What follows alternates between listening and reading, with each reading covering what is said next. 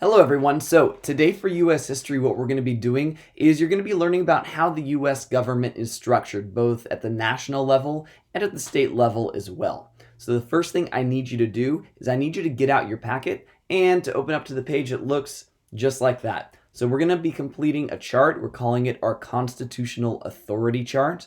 What you're going to do is complete the chart in your packet that looks just like this one to the right. We're going to be watching this video and you're going to follow along, and I'm going to show you so you know exactly where to write what.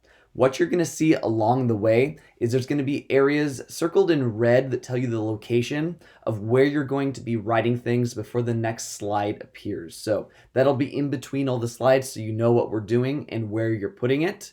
And before we go, that's kind of what yours is going to look like at the end. If you want to use different colors, go for it. But you can just use pen or pencil. It's up to you. All right, here we go. So the first thing that we're going to fill in is that top part in red right there, including the space to the right that is not a box. Here we go. So what we're talking about is the most powerful thing in our government, and that is the Constitution and the amendments to the Constitution. So the first 10 amendments to our Constitution are called the Bill of Rights. So just be aware of that. We're going to talk about those later in class at one point. Now, the Constitution is the highest law of the land. That means what the Constitution says goes. We've had it all the way since 1788. We've amended it a couple times along the way, but no matter what, it still is the most important thing in deciding what is legal, what is illegal, who has power, and who does not have power. Now, the reason that it is this way is that the part of the Constitution itself, called Article 6, says that it is the supreme law of the land. We call this the Supremacy Clause. It was put into the Constitution to point out very explicitly that this was the most powerful thing. So it's kind of funny in a way. It's like it is the most powerful thing because it states in writing it is the most powerful, highest authority in the entire nation. So not within the state, not within any individual part of the government that we're going to look at later, but within this document and any changes to it that happen along the way. Bing, that's exactly what is most powerful. All right, so looking back at your chart, I want to show you where we're going to move on to next. It's going to be right below that. Essentially what we're going to look at now is, yes, there's the Constitution, but how is that Constitution broken down into different powers and who has those powers? So in that box that was in red, the next thing that has the most power below the Constitution itself is a Supreme Court ruling. So that means that the Supreme Court of the United States makes a decision after hearing a case, and that ruling goes. Essentially, this is this way because it's the Supreme Court's job to interpret the Constitution. The official term that we have for this is called judicial review. It means that the Supreme Court, their power is getting to review cases started in other courts that we're dealing with. Was a law broken? Was a law not broken? Was something constitutional? Was something unconstitutional? If it makes it all the way through the system and gets to them, they get that final say. They get to review other cases and make those final decisions about what is the law and what is not the law. What they do in the process is they establish something called a precedent. So that's not the word president, it's precedent. If you look at the word, it has the word precede at the beginning, which means to come before. And that means their ruling comes before any other cases like it in the future. So if another case shows up like the one that they dealt with, and they say, well, we already made a decision on this, follow that old precedent because we've already decided here's how the Constitution should be interpreted when it comes to that specific issue. So as a whole, write that to the right of the box, the judicial branch. Okay, so judicial meaning having to do with courts.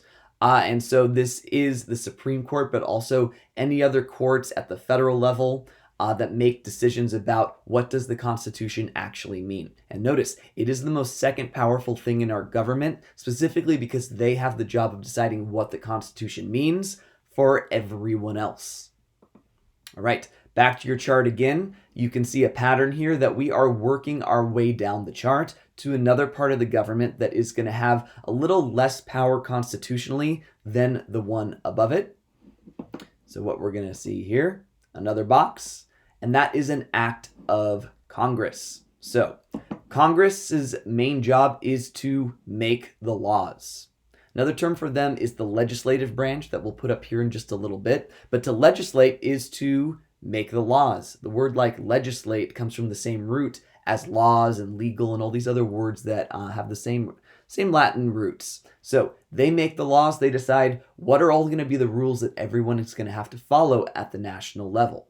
So one reason that they have so much power is because within the Constitution, they have the longest list of powers. So there's different parts of the government, and in terms of divvying all those powers up, Congress is given the most powers. One of the most significant powers they have is listed right there for you. It's what we call the elastic clause.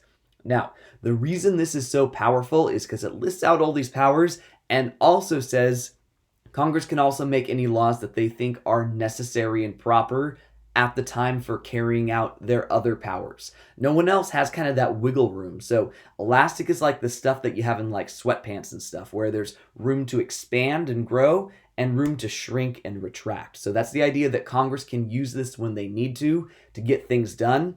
The other parts of the government do not have this power. So Congress kind of has, they can be a little bit more loose with stuff than the other ones.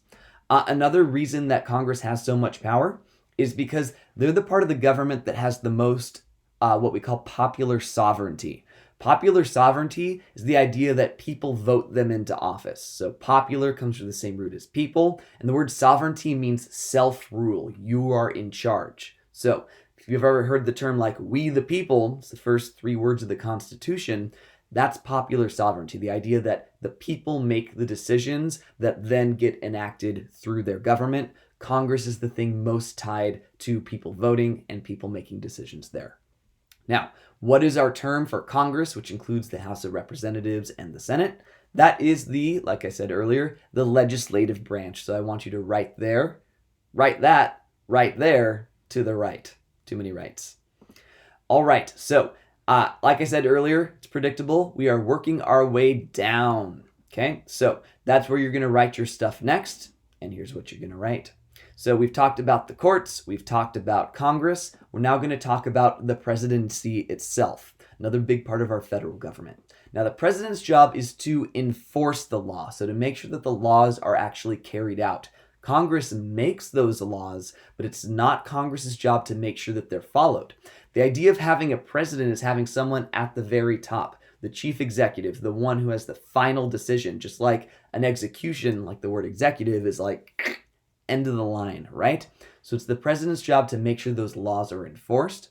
Another thing that the president can do is do things called making executive orders and agreements. So these are not laws, but they kind of exist as rules that are enforced when Congress does not actually have laws to make certain things happen. So if Congress is refusing to make a law or unable, the president can step in and issue an executive order and essentially say, here's what's going to happen until Congress does something about it. So it gives the president a good deal of power because it requires the other parts of the government to do something about it to stop him from using that power. The executive branch also has a lot of agencies and departments to make sure those laws are followed. So it's not like the president is the one person saying, follow the rules.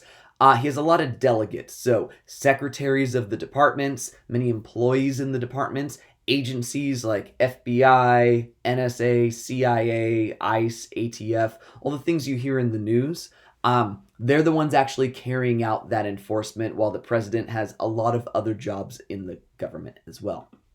Right? Our term for that is the executive branch. I told you the word executive before. It's kind of like when we talk about CEOs in business, chief executive officer. It's also like the word execute. End of the line, final, because the president makes final decisions and is the head of the federal government. All right, back to our chart to show you where you're going next. We're going to shift to the right now because we want to sort of look at those terms and think of a big concept that defines why these terms are important. All right, so you should already have those 3 things on your paper. The judicial branch, which interprets the laws, the legislative branch, which makes the laws, and the executive branch, which enforces the laws. Now, notice there are little dotted lines between those branches, and those are there for a reason. Those are there because we have something in our federal government called the separation of powers. It's the idea that the federal government is balanced and broken apart. They don't have the same job, so they're not competing to do the same thing. It took all the powers that you need in a central government and broke it up, tried to balance it out, so everyone's on an equal footing. No one is too powerful, so it's difficult to abuse the power when you only have a certain type of power and an only certain amount of power as well. All right, back to our chart, and we're going to move further to the right in order to see how those branches interact with each other. All right, give me a second, got to do my stuff here. What we have over here is called the system of checks and balances. And this is a bit confusing because when we think words checks and balances, it sounds like it has to do with financial stuff and has nothing to do with financial stuff. What it's about is it's about having specific powers over each other and against each other. So it's like checking the other one to make sure they're doing their job and not abusing their power, and in the process, balancing things out even more so. So there are many of these checks and balances within our Constitution. I'm not going to tell you about all of them, but I am going to show you how some of them interact with each other to provide that balance within our government, so it's difficult for power to be abused. Now, when we did our chart earlier, when we looked at those three branches, the one that has the highest authority is the judicial branch because it decides what the laws mean. So with the highest authority comes a lot of potential for abuse. So that means it has to be checked in some way. So let's look at how the other two branches actually check that power.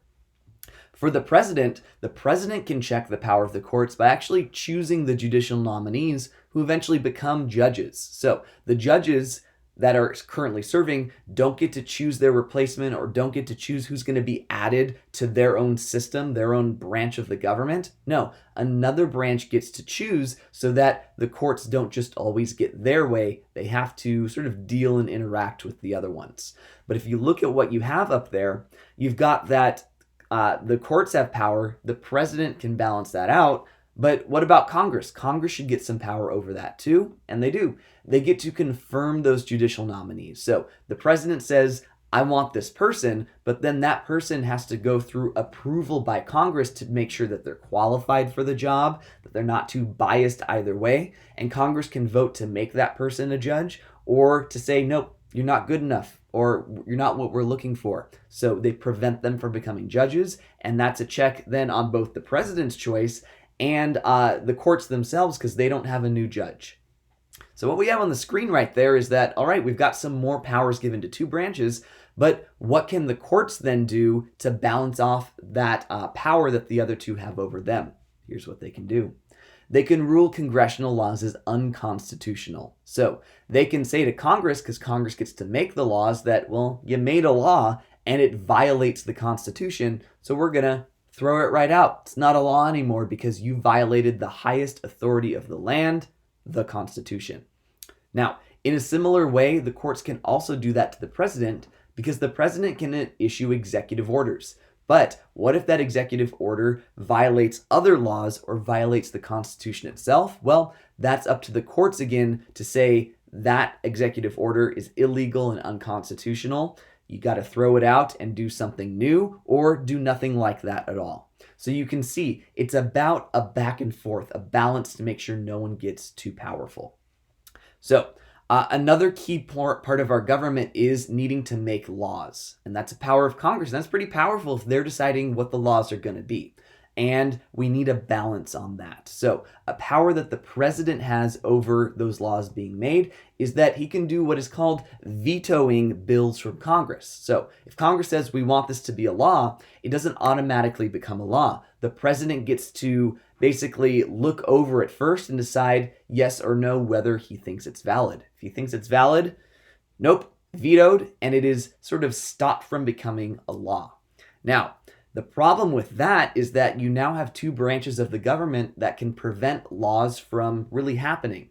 The president can veto the law and Congress can overturn the law as unconstitutional. So it could be very difficult for Congress to make laws. So there is another check in place, and that is that Congress can overturn a presidential veto. So if the president says no, they have to get more support in Congress. So it's usually just 50%. But if they can get 66%, 2/3, then they can actually overturn it and it becomes a law whether or not the president wants it to be a law.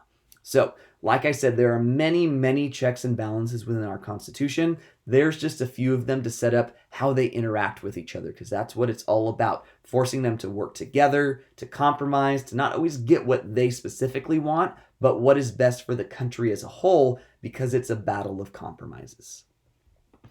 All right, we are back to our chart, so we're going to a different area. You can see that we have now completed a lot of the chart on the top. So what I need to tell you now is, what do we call all this?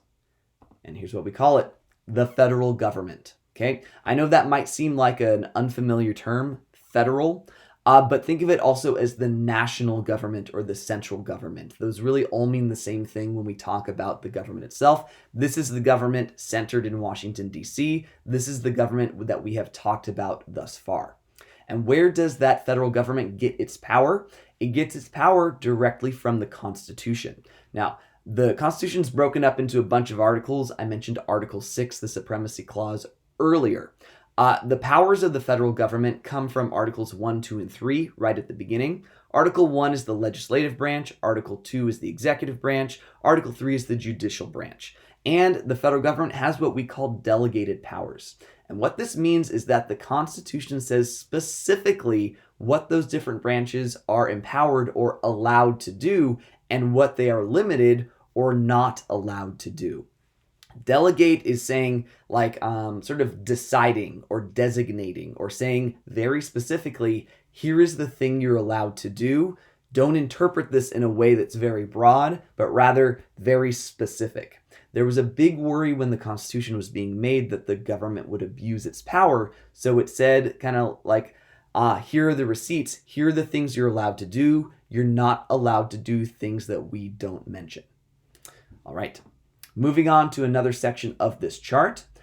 We've defined that whole area up there. So we're going to move on to that area below that huge dotted line, which I'm going to talk about later. So we've talked about the federal government, but there's another part of our country that has a lot of power as well.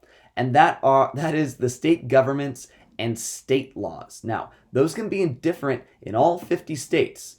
We've all been admitted at different times with different needs, different regions, different geographies. So it's allowed within our Constitution to say the states get to make a lot of their own decisions about this. Some things that they get to make decisions about, and you'll notice some similarity to what we've already talked about, is they get to decide their own state constitution. Now, this constitution can't violate the federal constitution for the entire nation, but it can tweak things within it that they think are more important to their needs within their state. That has a lot of power.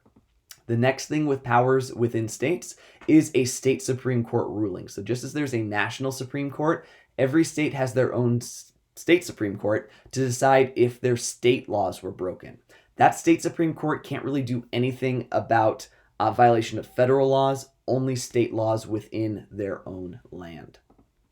Next one are the state laws themselves, which are made by their own state legislatures, often involving an assembly or a House of Representatives or a Senate. The states get to decide how those are organized on their own, but those are what makes the laws. And lastly, an order from the governor. So every state has a governor, and this person's kind of like the president of that state. They govern that state. Looks a lot like the word government, right? So in the same way, if the governor can just issue an order about how something should be done within their state, as long as it doesn't violate another law or the state constitution, that has a lot of power as well. But when that when that governor leaves, then that order might disappear if the new governor wants something different. All right, here we are, and we're going to go one step below. So states are more specific than the federal government, but there's something even more specific than states, and that is local government with local laws. Now, because states and the federal government, it's for a very broad purpose with many people involved, and we're getting to fewer and fewer people involved. So there's many different ways that local government and local laws can be broken down. So we're broken down into counties, which have their own laws and their own courts. There's different officials involved in all these different areas. So people on the city council, the mayor, the board of supervisors, all these different things can be involved. School districts, which you're involved with, has a superintendent, has a board as well to decide what happens with schooling within that local area. And there's many, many more things involved here that I'm not going to detail. It gets very specific to the area. And this is often where politicians get their start before they rise through this chart into state government and potentially into the federal government as well. All right, back to your chart again. We're going to look at that area to the left that we haven't covered yet to define what is different about this part of the government compared to the federal government itself. So just as we had federal government on that bracket above, we have state governments on these brackets below. So just realize that's what those are called. And the place that state governments get their powers from is called the 10th Amendment to the Constitution. And this defines that state governments have what we call reserved powers. Federal government has delegated powers, very specific, numbered off powers. Everything else is reserved for the states or the people to make their own decision. Essentially, this means states get to make their own decisions, not given to the federal government in the Constitution. And this was a big battle in the Constitution because states were worried about a very strong federal government, centralized government. And so they said, well, we want to make sure that much is set off to the states to decide for their own because every state is different and has different needs. All right, there is a specific term for this called federalism, right? Like the federal government, like the feds. It's the idea that in government, state and national powers are balanced. Just as the separation of powers had the federal government itself balanced, the system of checks and balances balanced things, we also balance things between the feds and the states. I've said the word balance like a billion times now. I'm sick of it. Okay, so notice that's in a little scroll, so it's a really, really important idea to understand.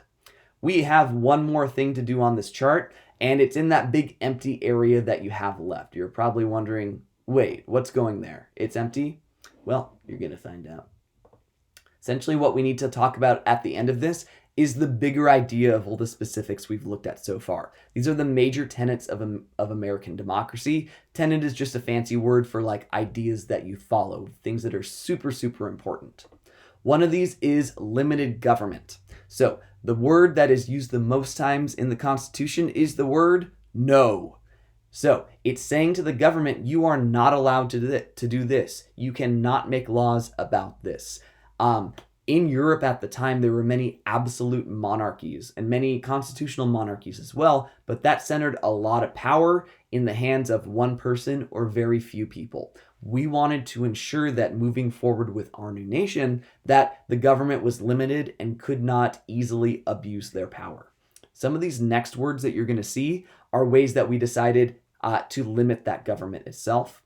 We talked about federalism already. It breaks up powers between the national government and the state governments. And by breaking up those powers, you are limiting the ability of one government to act on its own without the participation of both. Next up, the separation of powers, which is within the federal government itself. So if you're going to give a bunch of power to one centralized government, the federal government, that power is separated as well. So not just between the states and the feds, but within the federal government itself. Those are the branches that we talked about. Next, that system of checks and balances ensures that those branches that have been empowered have to work with each other and against each other at times. In case one of them tries to abuse their power, the other ones can try to prevent that from happening. And last one is something that I mentioned briefly, but I did define for you, popular sovereignty. It's the concept that people get to vote, right? They get to have a say in their own government. The people, popular, get to rule or reign. Popular sovereignty. So this means that it's kind of a check on the government itself, that if people don't like what their government is doing, they have the power to vote those people out of office. It should sound similar to the Declaration of Independence, the idea that if you don't like what your government's doing, you have the right to overthrow it. So it's like every 2 years we overthrow our government just a little bit by potentially voting people out of office and choosing new people. Popular sovereignty is a way that we tried to make it so we can ensure that the legacy of the Declaration of Independence was actually carried through within this new government. All right, so this is the very end of this. You can see that's generally speaking what your chart should look like, where there should be stuff written down, though it's a little bit abbreviated on that handwritten version. And that's it. So thank you so much for watching, guys. I'll see you back in class, and you'll see me in another video like this at some point. Bye.